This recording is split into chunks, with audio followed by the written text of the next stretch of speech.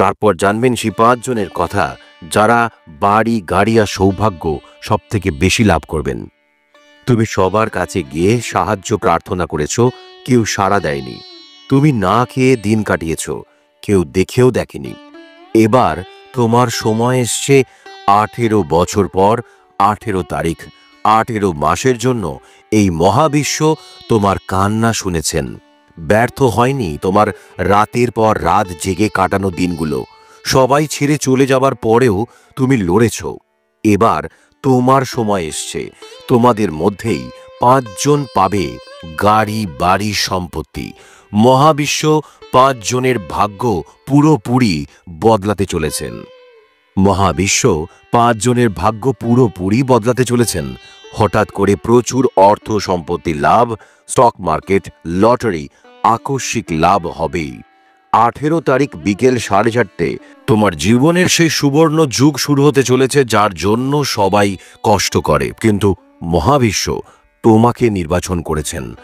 আমাদের জীবনে সময়ের জোয়ার ভাটায় আমাদের না চাওয়া ইচ্ছেগুলি থেকে না পাওয়ার পরিমাণটা অনেকটা বেশি। একটা সময় পর্যন্ত ইচ্ছেগুলোকে বুকের মধ্যে দমিয়ে রেখে জীবন নামক রোলার কোস্টার তার গতি সামলানোর আগেই সময় ফুরিয়ে আসে। তাই আর নিজের ইচ্ছেগুলোকে ভিতরে আটকে রেখে রাতের নিস্তব্ধতায় গুমড়ে গুমড়ে কেঁদো না। তোমার কষ্টের দিন শেষ, এবার তোমার শুরু। যেটা হয়তো তোমার আমার মতো হাজার লক্ষ মানুষদের কাছে একদিন অনুপ্রেরণা হবেই। সময় কখনো থামে না, কিন্তু তোমার স্বপ্ন। একটা সময় ছিল যখন তোমার চোখে স্বপ্ন ছিল, মনে ছিল আশা। তুমি ভেবেছিলে জীবনটা রঙিন হবে, সবকিছু ঠিক হয়ে যাবে। কিন্তু সময়, সে কি কারোর জন্য অপেক্ষা করে? সে তো একটা নিষ্ঠুর নদী, যা শুধু বয়ে চলে। আর সেই স্রোতে ভেসে যেতে যেতে তোমার স্বপ্নগুলো একে একে ডুবে গেল, হারিয়ে গেল। তুমি কেঁদো না।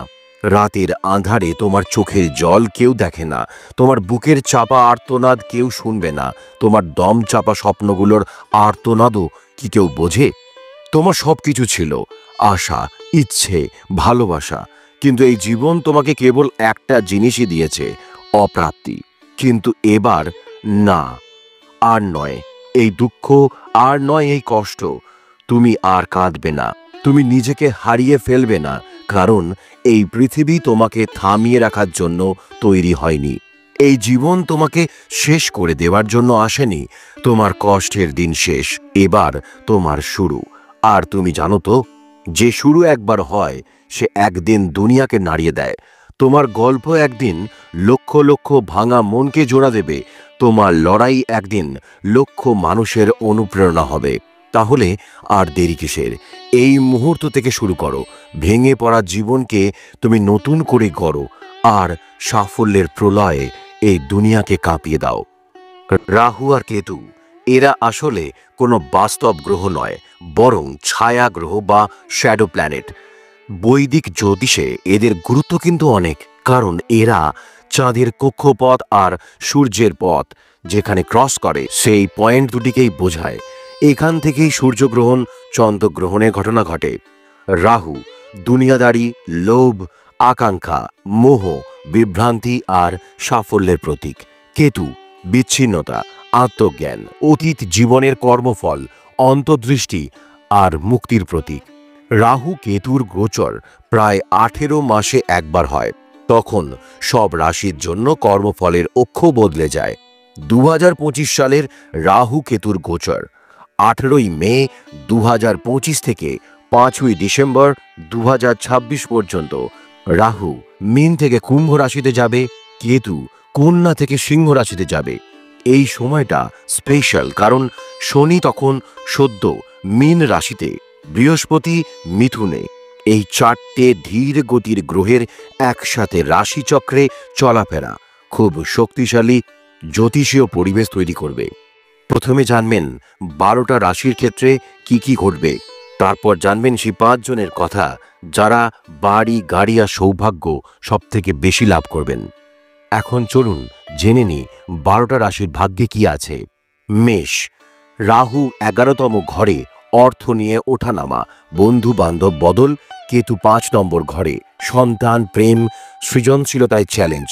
আধ্যাত্মিকতায় শান্তি। বৃষ, রাহু 10 নম্বর ঘরে চাকরি বা কেরিয়ারে অস্থিরতা, হঠাৎ খ্যাতি বা বিতর্ক। কেতু 4র্থ ঘরে বাড়ি জমি মানসিক অশান্তি। মিথুন, রাহু 9ম ঘরে বড়দের সঙ্গে সমস্যা, বিদেশ যাত্রা বা উচ্চ শিক্ষার সুযোগ। কেতু 3য় ঘরে ভাই বোন, ছোট ভ্রমণ, যোগাযোগে পরিবর্তন। কর্কট, রাহু 8ম ঘরে গোপন বিষয়, অর্থনৈতিক চাপ, উত্তরাধিকার সংক্রান্ত ব্যাপার। কিন্তু 2য় ঘরে পরিবার, কথাবার্তা, খাদ্যাভ্যাসে পরিবর্তন। সিংহ, রাহু 7ম ঘরে বিবাহ বা পার্টনারশিপে টানাপোড়েন, কিন্তু 1ম ঘরে স্বপর্যালোচনা, আধ্যাত্মিক জাগরণ, স্বাস্থ্য সচেতনতা। কন্যা, রাহু 6ষ্ঠ ঘরে স্বাস্থ্য, কর্মক্ষেত্রে প্রতিযোগিতা, আইনি ঝামেলা। কেতু 12 ঘরে ঘুমের সমস্যা, একাকিত্ব, আধ্যাত্মিক সফর। তুলা, রাহু 5ম ঘরে শিক্ষা, প্রেম, সৃজনশীলতায় বিঘ্ন, কিন্তু 11 নম্বর ঘরে কেতু, হঠাৎ লাভ, নতুন বন্ধুবান্ধব, সমাজ সেবায় সুফল। বৃশ্চিক, রাহু 4র্থ ঘরে বাড়ি বা অফিসে চাপ, জমি নিয়ে সমস্যা। কেতু 10ম ঘরে চাকরিতে পরিবর্তন, নতুন পেশাগত সম্পর্ক। ধনু, রাহু 3য় ঘরে ভ্রমণ বিলম্ব, যোগাযোগে সমস্যা। কেতু 9 নম্বর ঘরে আধ্যাত্মিক আকাঙ্ক্ষা, বিশ্বাসে পরিবর্তন। মকর, রাহু 2য় ঘরে পরিবারে অশান্তি, অর্থে সতর্কতা দরকার। কেতু 8ম ঘরে স্বাস্থ্য, গভীর আত্মবিশ্লেষণ, গোপন আগ্রহ। কুম্ভ, রাহু 1ম ঘরে নিজেকে বদলানো, উচ্চাকাঙ্ক্ষা, ব্যক্তিত্বে পরিবর্তন। কেতু 7ম ঘরে পার্টনারশিপে বদল, হঠাৎ আর্থিক লাভ। মীন, রাহু 12 নম্বর ঘরে গোপন খরচ, বিদেশ সংযোগ, ভিতরে ভয়।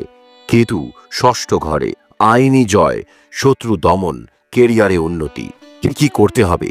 পরিবর্তন মেনে নিন, অপ্রত্যাশিত কিছু ঘটতে পারে, মানিয়ে নিন।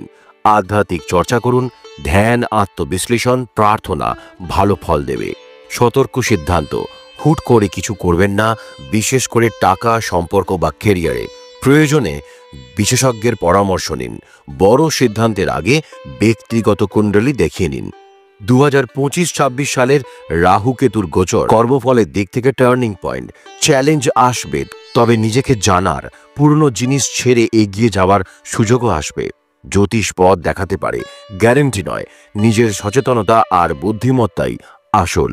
ব্যক্তিগত ফল জানতে জন্ম তথ্য সহ বিশদ বিশ্লেষণ করানো ভালো। 2025 রাহু কেতুর গোচরে কোন লগ্ন সবচেয়ে বেশি লাভবান হবে? কুম্ভ লগ্ন, রাহু 1ম ঘরে নিজেকে নতুনভাবে গড়ে তোলার সুযোগ, আত্মবিশ্বাস বাড়বে, জীবনে নতুন দরজা খুলবে। ধনু লগ্ন, রাহু 3য় ঘরে কথাবার্তা, যোগাযোগ, ছোট ভ্রমণ আর নতুন উদ্যোগে সাহস ও সাফল্য আসবে। তুলা লগ্ন, রাহু 5ম ঘরে সৃজনশীলতা, প্রেম, ফাটকা লাভে উন্নতি। কেতু 11 নম্বর ঘরে নতুন বন্ধুবান্ধব, ইচ্ছা পূরণ, নেটওয়ার্কিং, মার্কেটিংয়ের লাভ। মিথুন লগ্ন, রাহু 9ম ঘরে উচ্চশিক্ষা, বিদেশ যাত্রা, আধ্যাত্মিক উন্নতি। কেতু 3য় ঘরে যোগাযোগ আর ছোট সফরে উন্নতি। 2025 রাহু কেতুর গোচর কোন লগ্ন সবচেয়ে বেশি আর্থিক লাভ ও সাফল্য পাবে? মেষ লগ্ন, রাহু 11 নম্বর ঘরে লাভ, নেটওয়ার্ক, ইচ্ছা পূরণের ঘর।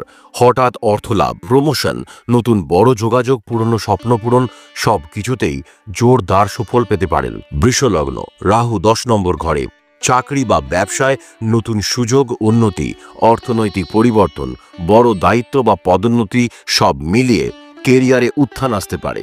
ধনু লগ্ন, রাহু 3য় ঘরে নিজের উদ্যোগ, মিডিয়া, লেখালেখি বা ব্যবসায় সাহসী পদক্ষেপে আর্থিক লাভ এবং নতুন সফলতা আসতে পারে।